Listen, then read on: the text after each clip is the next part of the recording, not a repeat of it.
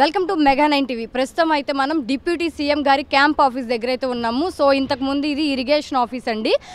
So ఇంతకు ముందు కూడా కొంతమంది మంత్రులు అయితే ఇక్కడ ఉండేవాళ్ళు అనమాట.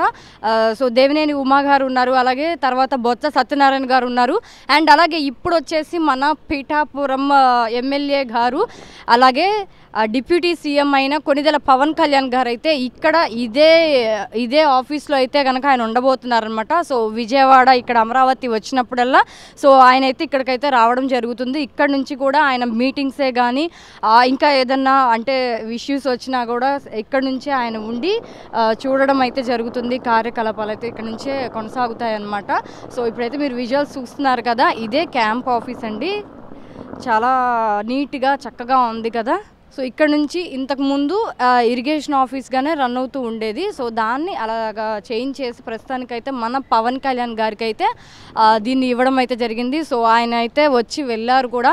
ఇక్కడ నుంచి కూడా ప్రోగ్రామ్స్ అన్నీ కూడా కంటిన్యూగా ఆయన ఇక్కడ నుంచి అయితే చేస్తూ ఉంటారు. విజయవాడ వచ్చినప్పుడల్లా కూడా ఆయన ఇక్కడికే ఇరిగేషన్ ఆఫీస్కే వచ్చి ఆయన ఇక్కడ నుంచే అయితే పవన్ కళ్యాణ్ గారు ఇక్కడ నుంచి కూడా ప్రోగ్రామ్స్ అన్నీ కూడా ఇక్కడ నుంచి స్టార్ట్ చేస్తారండి. మీటింగ్స్ అన్నా సరే, ఇంకెవరైనా మంత్రుల్ని కలవాలన్నా కూడా ఇంకా ఈ పవన్ కళ్యాణ్ గారితో పాటు ఇంకా కొంతమంది మంత్రులు కూడా ఉంటారని అయితే చెప్తున్నారనమాట. కెమెరామెన్ అనిల్తో అంజలి, మెగా 9 టీవీ.